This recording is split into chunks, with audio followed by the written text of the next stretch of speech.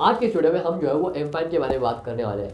India के अंदर लोग जो है वो बहुत ज़्यादा हेल्थ कॉन्शियस होने लगे हैं तब से, जब से पेंडेमिक की एंट्री हुई, यानी कि ये कोविड-19 वायरस की एंट्री हुई। कोविड-19 के अंदर लोगों ने अपने सेहत के ऊपर ध्यान देना स्टार्ट कर दिया, अपने हेल्थ को हाइजीनिक बनाने के ऊपर स्टार्ट कर दिया, कैसे हाइजीनिक हेल्थ बनानी चाहिए। बहुत ज़्यादा लोगों ने इसके ऊपर सर्च किया, इंटरनेट के ऊपर पढ़ा, जिसकी वजह से अल्टीमेटली हेल्थ केयर स्टार्टअप के अंदर एक बहुत बड़ा बूस्ट देखने को मिला। कई स्टार्टअप्स आई, जैसे कि डॉक्टर ऐप हो गई, डॉक्टर्स इंस्टा हो गई, सीमलेस एमडी हो गई, प्रैक्टो हो गई, और उसी के साथ साथ आती है एम फाइन।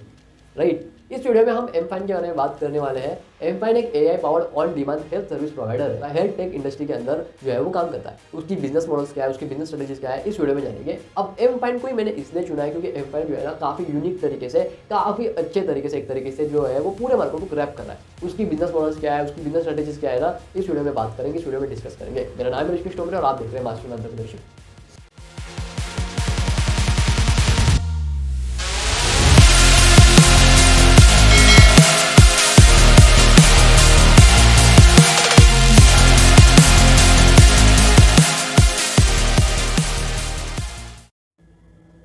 एम फाइन की शुरुआत जो है ना वो आशुतोष लवनिया और प्रसाद कोमापल्ली ने की थी। दोनों पहले मिंत्रा के अंदर काम करते थे और मिंत्रा के सक्सेस के अंदर इनका काफ़ी अच्छा रोल था। इन्होंने एक चीज़ नोटिस की, क्यों ना भैया हम हेल्थ टेक इंडस्ट्री के अंदर काम करें। इंडिया का जो हेल्थ केयर सिस्टम है ना वो काफ़ी ज़्यादा डिसऑर्गेनाइज है, इसे ऑर्गेनाइज बनाने की जरूरत है। 2017 में दोनों एम फाइन की शुरुआत करते हैं अपनी जॉब को अलविदा बोल के।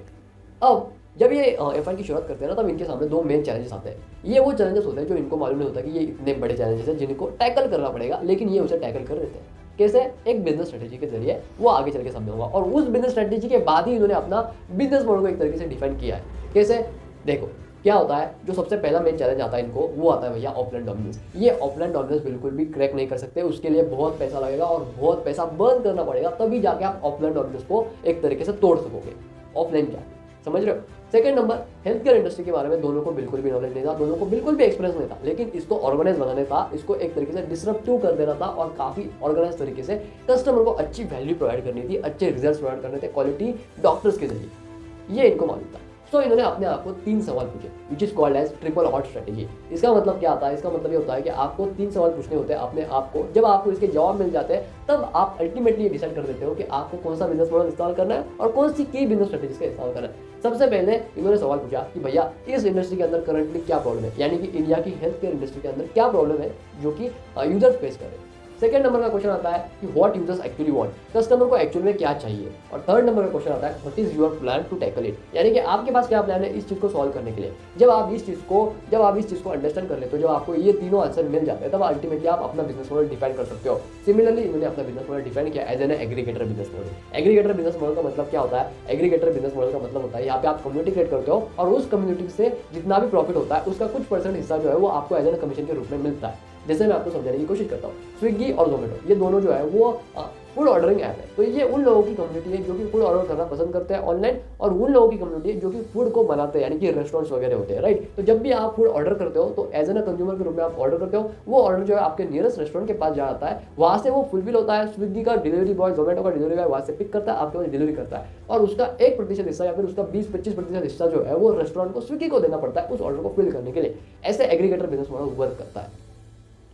अब इनको पता चल गया कि भाई इनको जो है वो अल्टीमेटली एग्रीगेटर बिजनेस मॉडल का इस्तेमाल करना है, क्योंकि ये खुद के हॉस्पिटल्स नहीं खोल सकते, खुद के क्लिनिक्स नहीं खोल सकते और खुद डॉक्टर्स को हायर करके उनके काम नहीं करवा सकते, उनसे काम नहीं करवा सकते, क्योंकि बहुत ज़्यादा कॉस्ट आ जाएंगे। राइट, तो मैंने आपको पहले ही कहा था कि ऑफलाइन डोमिनेंस बहुत बड़ी बात होती है इस इंडस्ट्री के अंदर और आप नहीं कर सकते, उसको तोड़ना बहुत मुश्किल होता है। ये बात इन्होंने नोटिस कर ली, तो इन्होंने सबसे पहली बिजनेस स्ट्रेटेजी इस्तेमाल की, win win strategy. Win win strategy के अंदर आप क्या करते हो? विन विन स्ट्रेटेजी के अंदर आप जो है वो आपके कॉम्पिटिशन के साथ में हाथ मिला लेते हो, उसको अपना दोस्त बना लेते हो। जब आप उसे अपना दोस्त बना लेते हो तो आपका भी कुछ % का फायदा जरूर हो जाता है। यहाँ पे सिमिलरली सेम गेम खेला जाता है। यहाँ पे जो एम फाइन है वो क्या करता है, वो हॉस्पिटल्स, कंसल्टेंट्स, यानी कि जो नॉर्मल डॉक्टर्स वगैरह होते हैं जो क्लिनिक वगैरह चलाते हैं वो वाले, उसके साथ में लैबोरेटरीज जहाँ पे यूरिन टेस्ट, ब्लड टेस्ट वगैरह किया जाता है ना, सेपरेट लैबोरेटरीज भी होती है, कुछ हॉस्पिटल्स के अंदर होती है, कुछ जो होती है पर्सनल लैबोरेटरीज, प्राइवेट लैबोरेटरीज होती है, वो वाली हो गई। उसके साथ साथ स्पेशलिस्ट जैसे कि कोई डाइटिशियंस है, कोई मेंटल हेल्थ वाला है, कोई डेंटिस्ट वगैरह है, ये सारे अलग अलग डॉक्टर्स को जो है वो अपने प्लेटफॉर्म के ऊपर लेके आए और उनको कहा कि भैया देखो हम जो है वो ऑनलाइन एडवर्टाइजिंग करेंगे, ऑनलाइन कस्टमर को लेके आएंगे, उसे अच्छा एक्सपीरियंस देंगे। आपकी बस यही रिस्पॉन्सिबिलिटी है कि आप जो है उन कस्टमर्स को अच्छे से कंसल्ट कीजिए, उनकी अच्छे से ट्रीटमेंट कर दीजिए,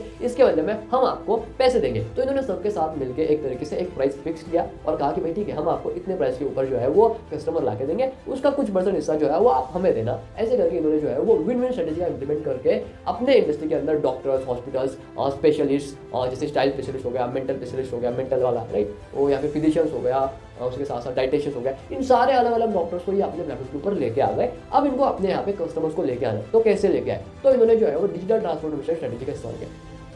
डिजिटल ट्रांसफॉर्मेशन स्ट्रेटेजी होती है ना, वो क्या होती है बेसिकली मैं आपको समझाने की कोशिश करता हूँ। ये जो स्ट्रेटेजी होती है ना, इस स्ट्रेटेजी के अंदर आप कुछ ऑफलाइन सर्विसेज जो कि ऑफलाइन जाना जरूरी नहीं है, आप उसे ऑनलाइन भी कर सकते हो।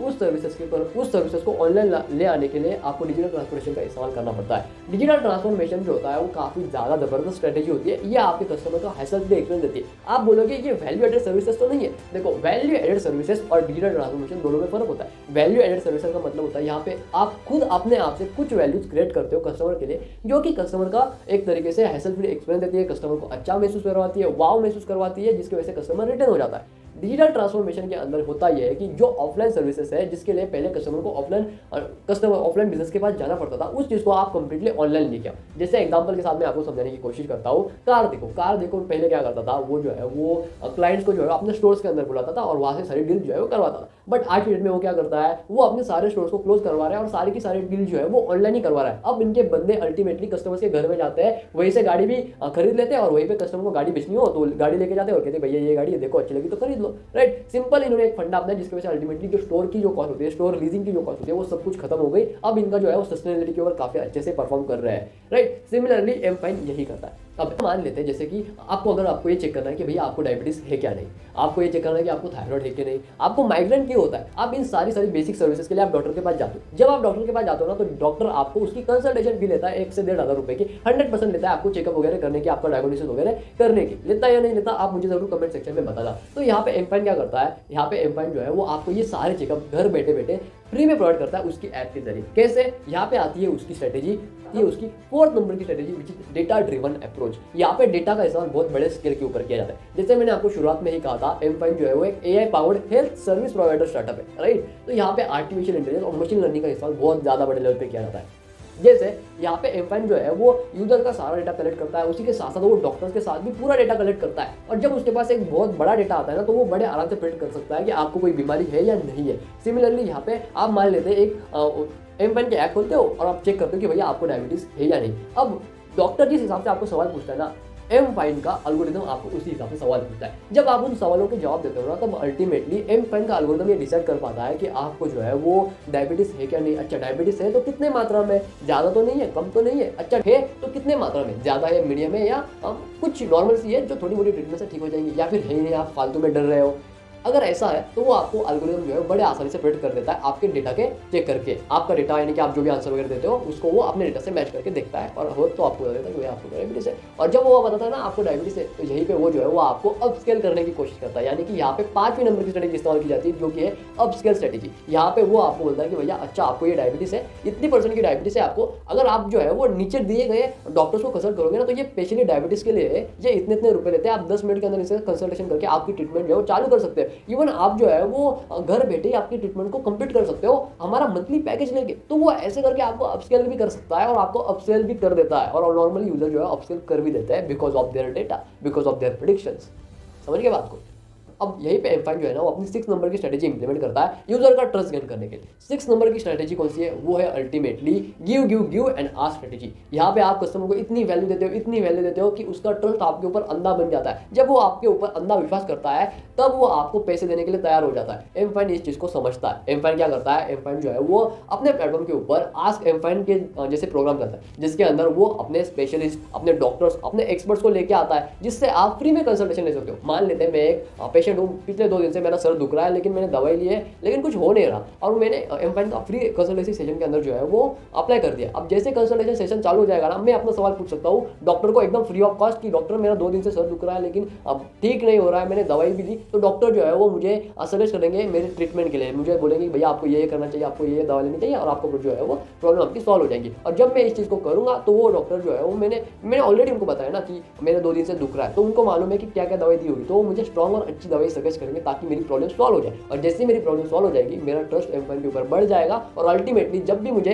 हेल्थ के रिगार्डिंग कोई भी प्रॉब्लम होती है ना, मैं एम फाइन के ऊपर जाऊंगा, ऑनलाइन डॉक्टर कंसल्टेशन बुक कर लूंगा और पैसे भी दे दूंगा।